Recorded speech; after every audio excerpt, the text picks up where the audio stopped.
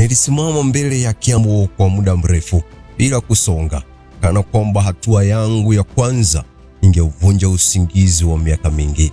Boma lile halikunipokea wala kunifukuza, bali lilinitazama tu. Kuta zake za mbao zilizochakaa zikining'inia kwa uchovu wa vizazi, kila ubao ukiwa na rangi iliyofifia kama kumbukumbu iliyokataa kufutika.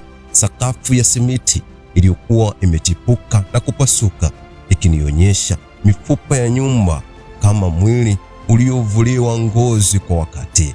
Vumbi lilikuwa limejikusanya kwa tabaka nzito, si vumbi la siku au miezi, bali kwa miaka iliyotembea polepole bila mtu wa kusafisha historia. Hujambo na karibu kwenye simulizi hii yenye mada Kioo, na mie wako Mhandisi Kahiga Mwangi.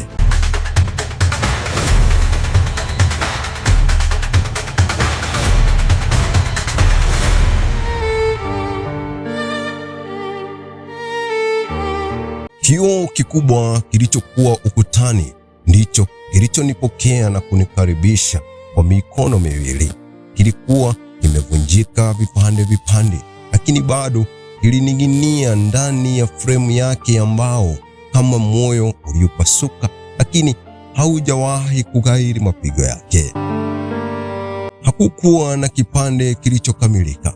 Kila sehemu ilikuwa na ufa, mstari na pengo lililoruhusu mwanga kuingia kwa aibu. Ndani ya kioo hicho, taswira haikujirudia kikamilifu. Ilikatika, ilipinda, ikajirudia kwa namna isiyo ya kawaida. Ilikuwa kama kuangalia uso wa historia ambayo haikuwahi kujipanga sawa. Ukimya uliotanda haukuwa wa kawaida. Haukuwa ukimya mtupu, bali ukimya wenye sauti ya ndani, mwangwi uliorudia kama ardhi iliyokumbuka nyayo za waliopita. Kila hatua iliyokaribia ilizama ndani ya sauti hiyo, ikinichanganya na milio hafifu ya ndege waliojenga makazi yao juu ya mihimili ya paa la baiti hilo. Utandabui pia wa buibui ulijifuta toka kona hadi kona, ukionekana kama ramani ya vita vilivyopiganwa bila mashahidi. Nilihisi kana kwamba nyumba hii haikuwa tu makazi, ilikuwa hifadhi ya kumbukumbu. Kila ufa kwenye ukuta, kila doa la unyenyekevu, kila msumari ulioregea ulikuwa na simulizi yake.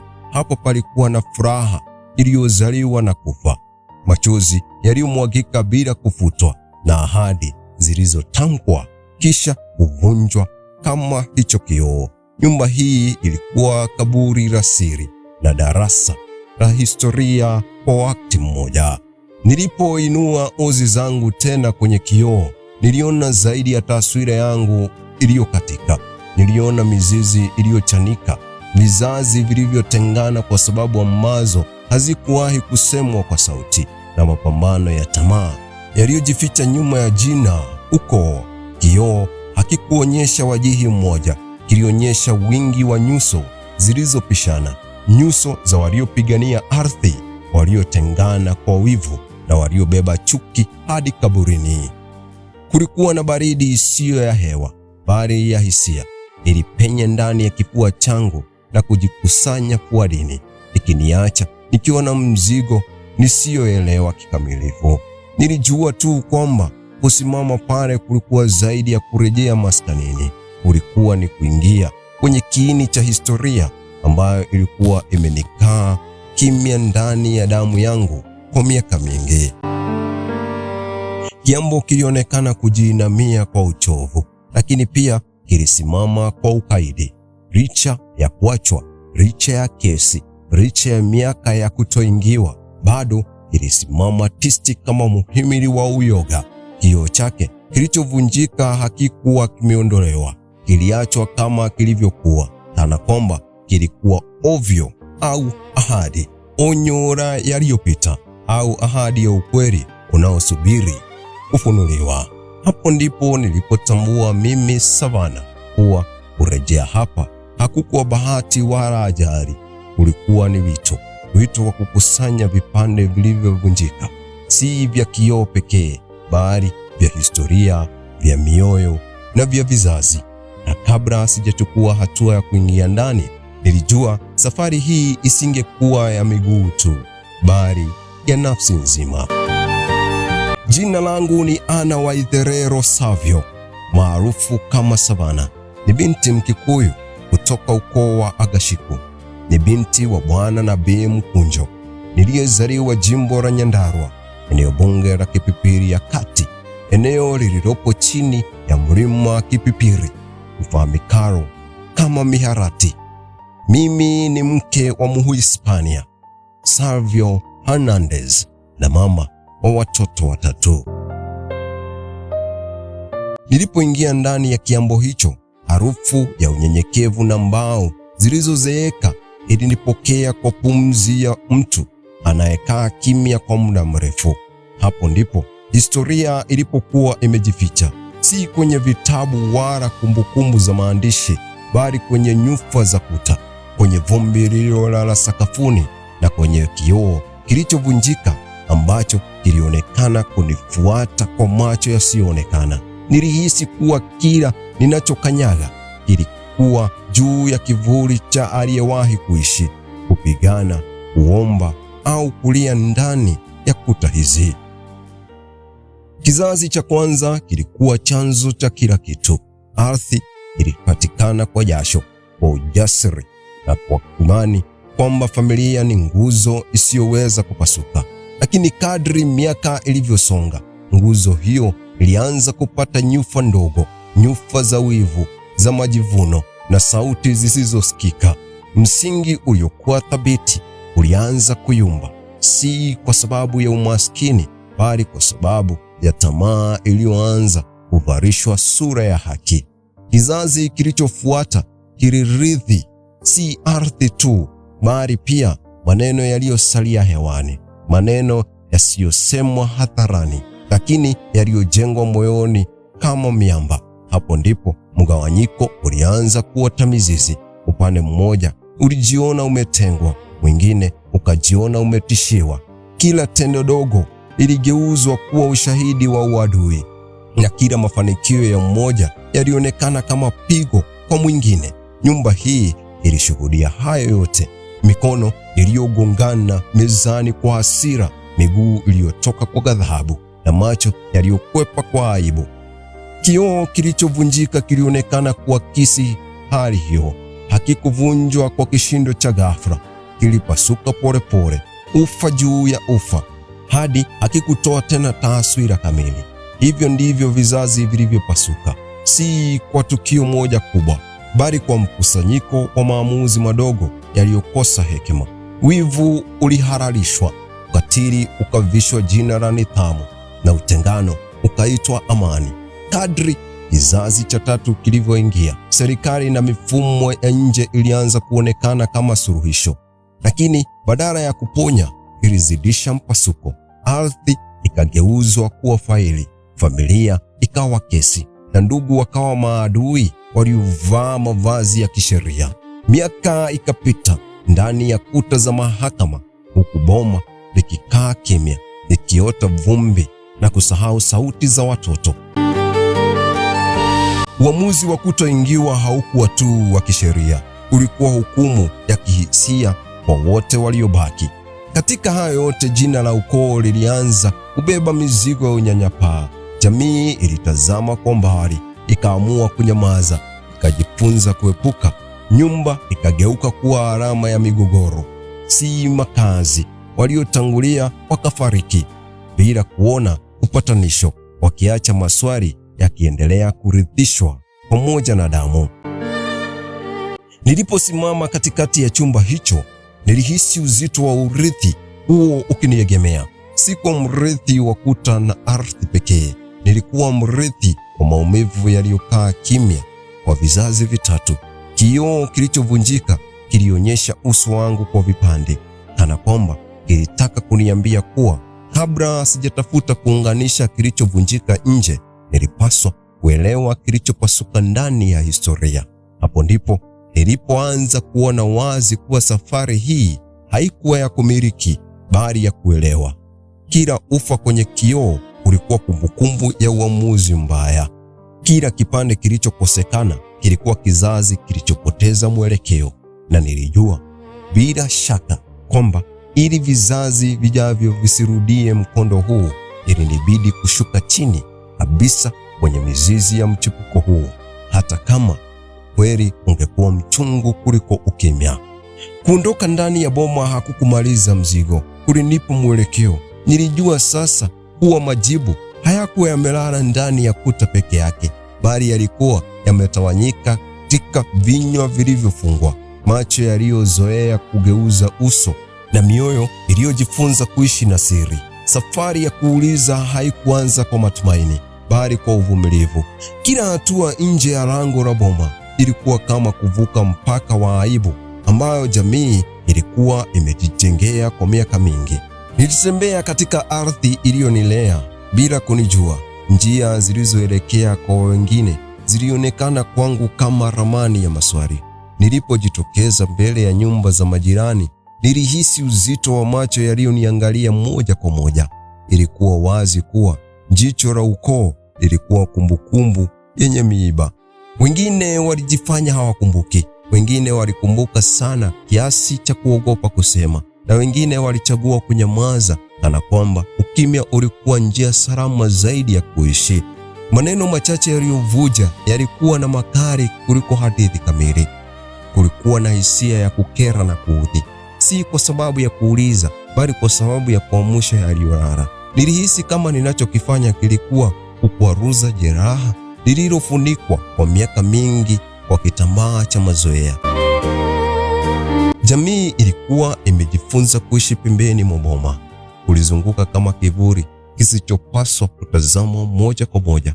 Kadri nilivyozidi kuuliza, ndivyo nilivyozidi kukutana na sura mbili za jamii. Kulikuwa na wale waliobeba uchungu wa kushuhudia mgawanyiko, waliotamani kusema lakini walizuiliwa na hofu ya kurudia vita vya zamani. Kulikuwa pia na wale waliopata nafasi ya kujijenga juu ya udhaifu wa familia hiyo, wakitazama migogoro ya ndani kama onyo au funzo, bila kujua walikuwa wakiongeza uzito wa unyanyapaa. Katika macho yao, boma halikuwa tena nyumba, lilikuwa hadithi ya kushindwa. Kila kipande cha ukweli kilichofika kwangu kilikuja bila mpangilio. Hakukuwa na mstari ulionyooka wa matukio, bali kulikuwa na vipande vilivyotawanyika kama ile fuko. Nililazimika kuvipanga mtimani mwangu, nikitafuta mantiki pale ambapo maneno yalikuwa yamechujwa na hisia. Ndani yangu kulikuwa na mapambano ya kutaka kujua yote na hofu ya kujua mengi kupita kiasi. Safari hii haikuniumiza akili pekee, ilinichosha moyoni. Nilikuwa na nyakati nilihisi machozi yakikusanyika bila sababu ya haraka. Sikuwa nikilia kwa ajili ya kile kilichotokea zamani tu, bali kwa ajili ya mzigo wa kubeba historia ambayo haikunipa nafasi ya kuchagua. Kioo kilichovunjika kilionekana sasa si kama kitu cha mbali nyumbani, bali kama mfano wa hali yangu ya ndani. Vipande vingi, kila kimoja kikiwa na ukweli wake. Hakuna kimoja kinachotosha peke yake. Nilianza pia kuona athari za mifumo mikubwa iliyozunguka migogoro hiyo. Elimu iliyowatenganisha ndugu kwa mtazamo wa maisha, majivuno yaliyoletwa na nafasi ndogo za mamlaka, na kivuli cha ukoloni kilichoacha ardhi kama chanzo cha vita badala ya baraka. Serikali ilikuja kama msuluhishi, lakini ikaondoka ikiwa imeacha ufa mkubwa zaidi, ikibadilisha uhusiano wa damu kama nambari na mihuri. Kadri siku zilivyopita, nilijifunza kuvumilia zaidi kuliko kuuliza. Nilijifunza kusikiliza hata pale maneno hayakusemwa. Kila kimya kilikuwa na ujumbe wake, kila kutazama kwa haraka kulikuwa na historia yake. Na ndani ya uvumilivu huo, nilianza kuelewa kuwa utafiti huu haukuwa tu wa kutafuta ukweli wa jana, bali wa kunitayarisha kwa wajibu wa kesho. Niliporudi boma kila jioni, ukimya wake haukunikera tena, ulianza kunielekeza. Kioo kilichovunjika kilinipokea kama swahiba wa maumivu, kinionyesha uso uliokuwa umechoka, lakini au kuvunjika kabisa. Hapo ndipo nilipoanza kukubali kwamba ili nipate kuunganisha kilichosambaratika, ilinibidi kwanza kukaa na maumivu yake bila kukimbia. Baada ya siku nyingi za kuuliza na kubeba majibu yasiyokamilika, nilitambua kuwa maarifa pekee hayangetosheleza. Kulikuwa na mizani iliyovurugika, si katika hadithi tu, bali katika roho ya boma na ardhi iliyoizunguka. Hapo ndipo nilipogeukia misingi ya kale, si kama kurudi nyuma, bali kama kutafuta ufunguo uliokuwa umesahaulika. Tamaduni hazikuwa mzigo, zilikuwa daraja lililounganisha waliotangulia na wanaokuja. Ardhi ilionekana kupumua tofauti nilipoanza maandalizi ya kutambisha. Kila hatua ilikuwa na uzito wake, kila tendo lilihitaji uvumilivu wa ndani. Haikuwa sherehe ya kuonekana, bali safari ya kujisafisha. Kila ishara ililenga kurudisha heshima pale ilipokuwa imepotea, kuomba radhi kwa makosa yasiyorekebishwa na kufungua njia ya amani iliyozuiliwa na vizazi. Boma lilipokea hatua hizi kimya kimya, kana kwamba lilikuwa likisubiri kwa muda mrefu. Vumbi lililofagiwa sakafuni halikuondoa historia, bali lilifungua nafasi ya hewa mpya. Utandabui uliotolewa haukuondoa kumbukumbu, bali uliashiria nia ya kutorudi mtego ule ule. Kioo kilichovunjika kiliachwa mahali pake kwa maksudi, kama shahidi wa mabadiliko yaliyoanza ndani, si juu ya uso. Katika taratibu hizo nilihisi uwepo wa vizazi vilivyotangulia kwa namna isiyo na hofu. Haikuwa mizimu ya kunitisha, bali kumbukumbu za kuelimisha. Nilielewa kuwa walikosea kwa kadri ya ufahamu wao, na jukumu langu halikuwa kuwalaumu, bali kuvunja mzunguko wa makosa yao. Hapo ndipo nilipoanza kuona mizizi ya msamaha ikichipuka polepole. Kurejesha mizani hakukuwa tendo la siku moja. Ulihitaji subira, nidhamu na unyenyekevu. Kulikuwa na majaribu ya kushuku na kujiuliza kama haya yote yalikuwa na maana katika dunia iliyosonga mbele kwa kasi ya elimu na taasisi. Lakini kila nilipoyasawazisha mawazo hayo, ilikumbuka kuwa jamii haishi kwa sheria pekee, bali kwa roho iliyotambuliwa na kuheshimiwa. Hatua hizi zilinilazimisha kujiangalia kwa ndani. Nilianza kutambua nafasi yangu kama kiungo kati ya jana na kesho. Sikuwa tena mtafiti tu, nilikuwa mhifadhi wa mizani. Hapo ndipo jina langu lilianza kujitokeza ndani ya nafsi yangu, si kama lebo ya utambulisho, bali kama ahadi ya uwajibikaji. Nilihisi mizigo ikianza kupungua, si kwa sababu historia ilifutwa, bali kwa sababu ilitazamwa kwa macho mapya.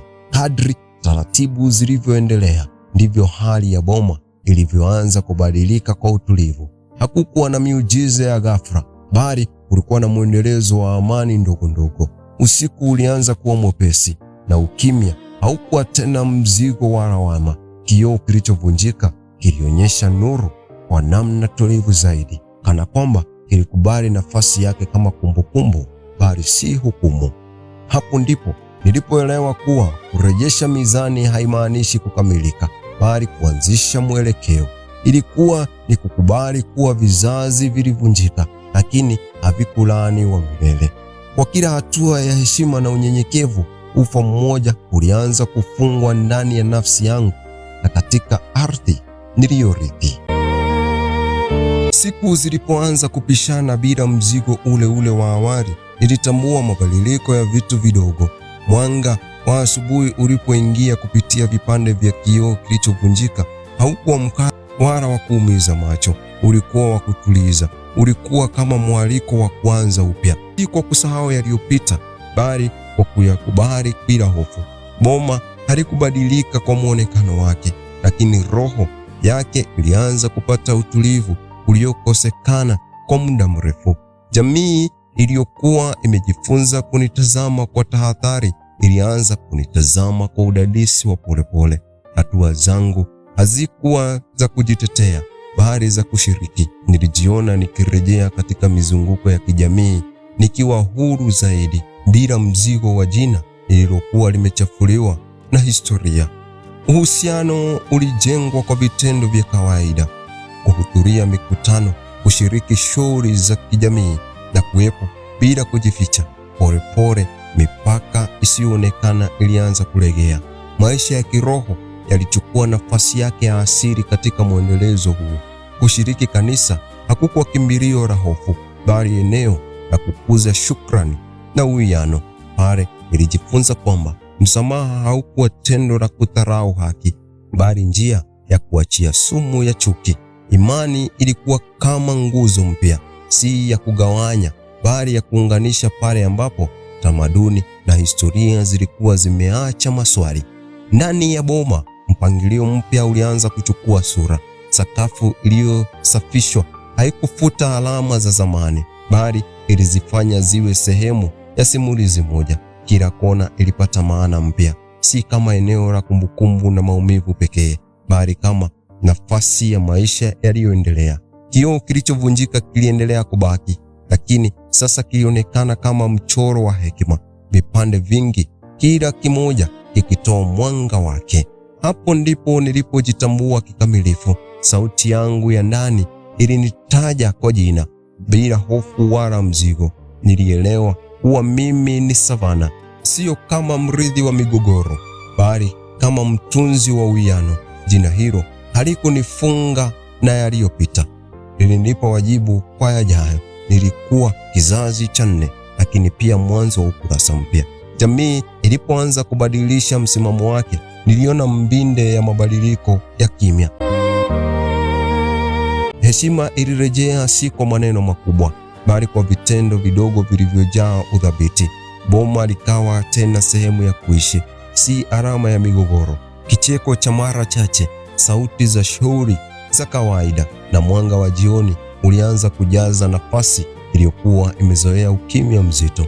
Nilipokaa mbele ya kioo jioni moja, niliona uso wangu ukirudi kwa utulivu zaidi.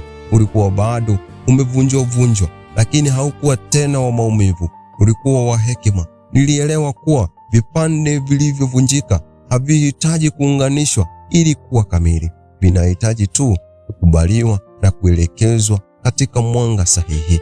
Katika utulivu huo, nilitazama mbele kwa matumaini ya busara. Nilijua changamoto hazitakoma kabisa, lakini pia nilijua kuwa mizani ilikuwa imerejeshwa.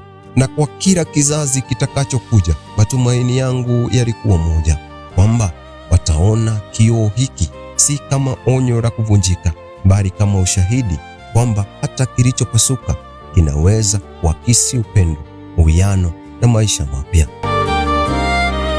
Safari hii haikuishia kwenye boma, wala haikufungwa na kuta za mbao na simiti. Iliendelea ndani yangu kama mkondo wa maji uliopata njia baada ya kuzuiwa kwa muda mrefu. Nilipokuja hapa, nilidhani ninarudi kurithi ardhi. Sasa nilielewa kuwa nilikuwa nimerudi kurithi wajibu wa kukumbuka bila kuishi mateka wa kumbukumbu, na wa kusimama imara pale ambapo vizazi vilitetereka. Kioo kilichovunjika kilibaki pale pale, hakikurekebishwa wala kuondolewa. Kilikuwa alama ya ukweli usiopendeza, lakini wa lazima. Kila ufa wake ulinikumbusha kuwa historia haifutwi, bali huelekezwa. Kilinionyesha kuwa kilichovunjika hakimaanishi mwisho, bali mwanzo wa kutazama kwa kina zaidi. Ndani ya vipande vyake nilijifunza kujiona si kama mtu aliyepungukiwa, bali kama aliyekabidhiwa. Jamii ilibadilika si kwa miujiza ya ghafla, bali kwa udhabiti wa vitendo vidogo vilivyojengwa juu ya heshima. Niliona wazi jinsi unyanyapaa unavyoyeyuka unapokutana na uwajibikaji, na jinsi hofu inavyopoteza nguvu inapokosa mlo wa ukimya. Uhusiano uliorejea haukuwa mkamilifu, lakini ulikuwa wa kweli, na hilo lilitosha kuunganisha msingi mpya. Nilitambua pia kuwa mizani ya maisha huwekwa mara moja na kudumu milele. Huhitaji kulindwa, kufundishwa na kuridhishwa kwa makusudi. Kizazi kimoja kinaweza kuijenga, kingine kaiharibu, na kingine kikalazimisha kuirejesha tena. Ndiyo maana upendo, elimu, unyenyekevu na mawasiliano ya kweli haviwezi kuachwa kwa bahati. Vinapaswa kuwa maamuzi ya kila kaski. Kadri nilivyoangalia mbele, niliona vizazi vijavyo si kama waathirika wa jana, bali kama walinzi wa kesho. Natumai watajifunza kusikiliza kabla ya kuhukumu, kushirikiana kabla ya kugawanyika, na kukumbuka kuwa mali ya kweli ya familia si ardhi wala nyumba, bali uwezo wa kudumisha uwiano. Wakisimama mbele ya kioo hiki siku moja, natumai watakiona kama kielelezo cha hekima, bali si jeraha. Hivyo ndivyo vipande vilivyotawanyika vilivyoanza kuungana, si kwa kuunganishwa kwa gundi, bali kwa maana. Na ndani ya muungano huo wa kimya, nilipata amani ya kujua kuwa ingawa vizazi vilivunjika, havikupotea. Vilikuwa vinasubiri muda wa kusimama, kutazama kwa ujasiri na kuchagua upendo kwa njia ya kuridhisha maisha. Na kwa maana kila kilicho na mwanzo huwa na mwisho, natia nukta hapo kwa leo. Hadi wiki ijayo kwa simulizi nyingine. Nimekuwa wako Mhandisi Kapiga Mwangi.